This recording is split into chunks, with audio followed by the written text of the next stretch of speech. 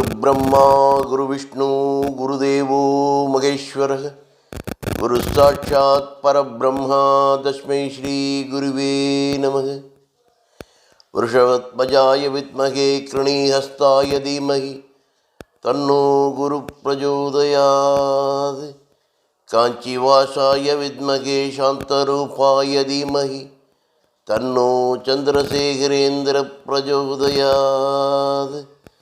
ஹர ஹர சங்கர ஜய ஜய சங்கர, ஹர ஹர சங்கர ஜய ஜய சங்கர. ஆன்மீக அன்பர்கள் எல்லாருக்கும் என்னோட நமஸ்காரம். இன்னைக்கு வியாழக்கிழமை, குருவுக்கு உகந்த நாள்.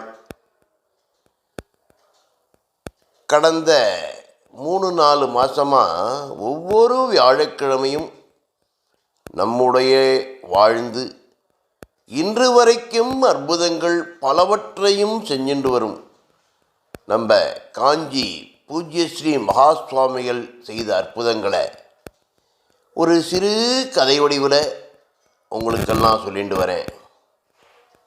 இந்த வாரம் மற்றொரு அற்புதம் பார்க்கலாமா?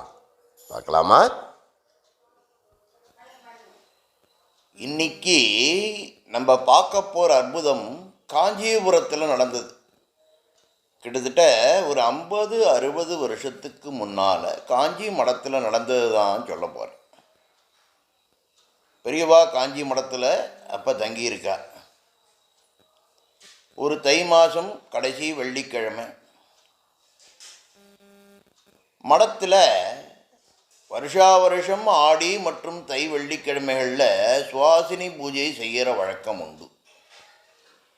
அந்த மாதிரி அந்த தை கடைசி வெள்ளியில் சுவாசினி பூஜைக்கு ஏற்பாடு பண்ணியிருக்க. ஸ்ரீமடமே பரபரப்பாக இயங்கின்னு இருக்கு சுவாசினி பூஜைக்கு. பெரியவா வந்த உடனே பூஜை முடிச்சுட்டு வந்த உடனே ஆரம்பிச்சாகணுங்கிறதுனால பரபரப்பாக இயங்கின்னு இருக்கு. எல்லாம் பழுத்த சுமங்கலிகள், 60-70 வயசுக்காரன்னு வச்சுக்கோங்களேன். அப்போ அங்கே ஒரு 35-38 வயசு இருக்கக்கூடிய சிலவாளும் இருந்தோம்.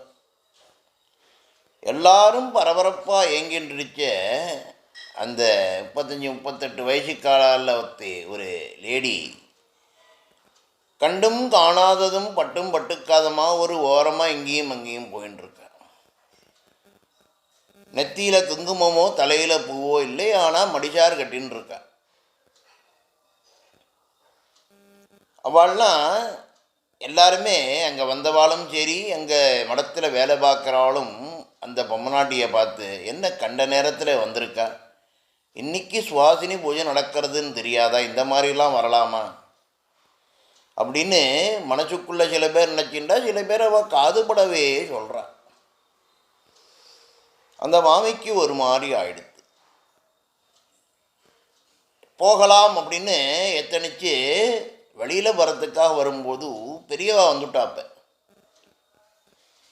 வந்துட்டு அந்த மாமி வெளில போகிறா, உள்ளே வர சொல்லு அப்படின்னு சொல்லியிருக்கார். உடனே அந்த அணுக்க தொண்டரில் ஒருத்தர் போய் அந்த மாமியை கூப்பிட்டு வந்து பெரியவா முன்னால் நிற்க வச்சிருக்கார். சுவாசினி பூஜை நடக்கிறது, நீ மாட்டுக்கு வெளியில் போகிறையே,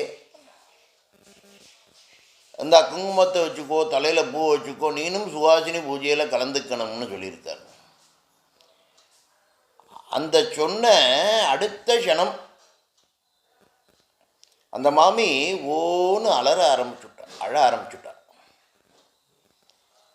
பெரியவா சற்று நேரம் ஆசுவாசப்படுத்தி அந்த மாமியை என்ன ஆச்சு அப்படின்னு கேட்டப்ப அந்த மாமி சொல்லியிருக்கா, இல்லை பெரியவா, நான் தெரியாமல் வந்துவிட்டேன், இன்றைக்கி சுவாசினி பூஜை நடக்கிறது மடத்தில் எனக்கு தெரியாது. இந்த மாதிரி என்னுடைய ஆத்துக்காரர் இறந்து போயிட்டார், மிலிட்ரியில் வேலை பார்த்தார். ஒரு 6 மாதம் முன்னாலே மிலிட்ரியிலேருந்து எனக்கு ஒரு கடுதாசி வந்தது. அதாவது பார்டரில் ஏற்பட்ட ஒரு போரில் அவர் குண்டடிபட்டு இறந்துட்டதாகவும், அவருடைய ஒரு வாரமாக பாடி தேடியும் கிடைக்கல அப்படின்னு சொல்லி கடுதாசி வந்தது பெரியவா.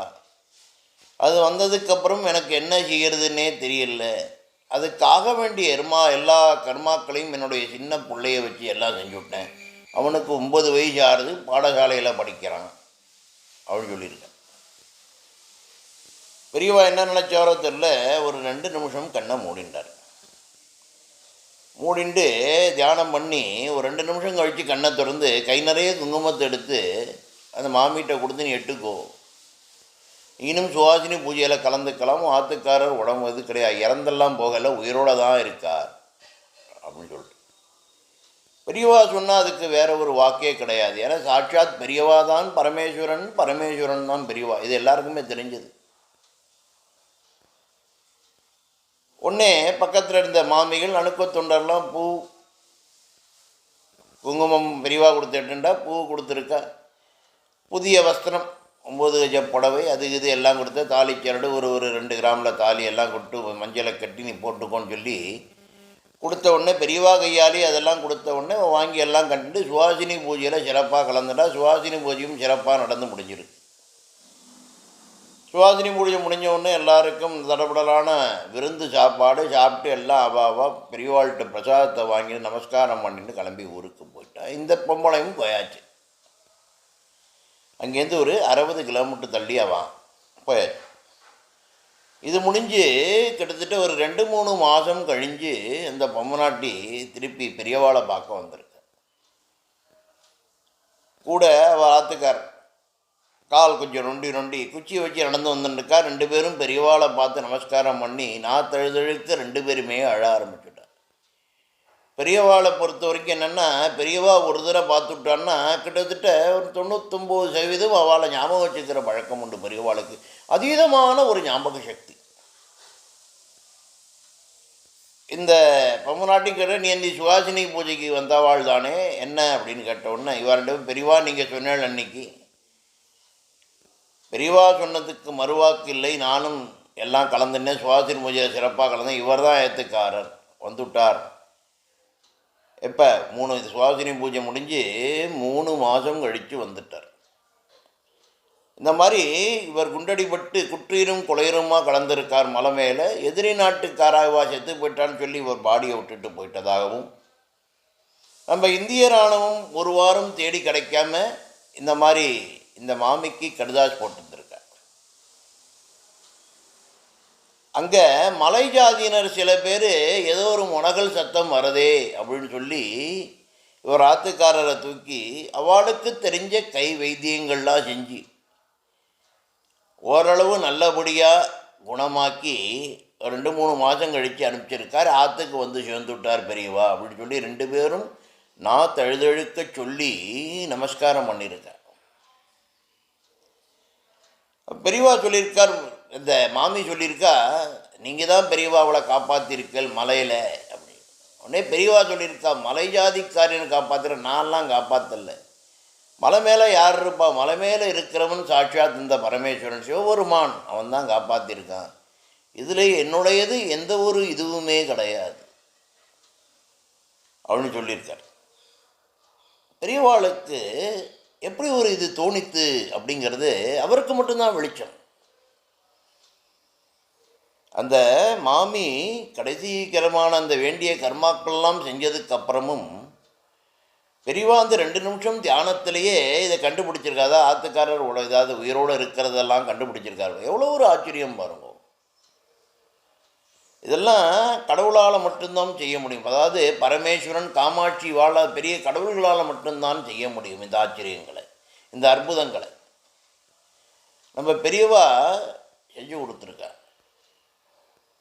இந்த மாதிரி பல அற்புதங்கள் செய்கிறது பெரியவாளுக்கு மட்டும்தான் வெளிச்சம். நம்ம அக்கம் பக்கம் அவரோட நாட்கணக்காக வருஷக்கணக்காக பழைய நாளுக்கு கூட அது தெரியறதுக்கான வாய்ப்பே கிடையாது.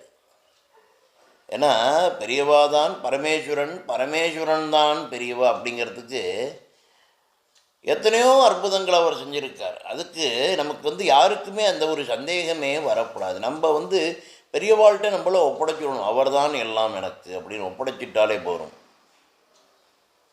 பலவற்றையும் செஞ்சு கொடுத்துருக்கார். புரியுறதா? அதனால் பெரியவாளை நம்ம தினந்தோறும் நம்மளுடைய குலதெய்வ வழிபாட்டோடு சேர்ந்து பெரியவாளையும் மனம் ஒப்பி வணங்கினாலே போதும், நமக்கு நல்லது தான் நடக்கும் அப்படிங்கிறதுல எந்த ஒரு சந்தேகமுமே கிடையாது. புரியுறதா? இன்னொரு அற்புதம் அடுத்த வியாழக்கிழமை பார்க்கலாமா? ஹரஹர சங்கர் ஜெய ஜெய சங்கர், ஹரஹர சங்கர் ஜெய ஜெய சங்கர். எல்லாருக்கும் நமஸ்காரம்.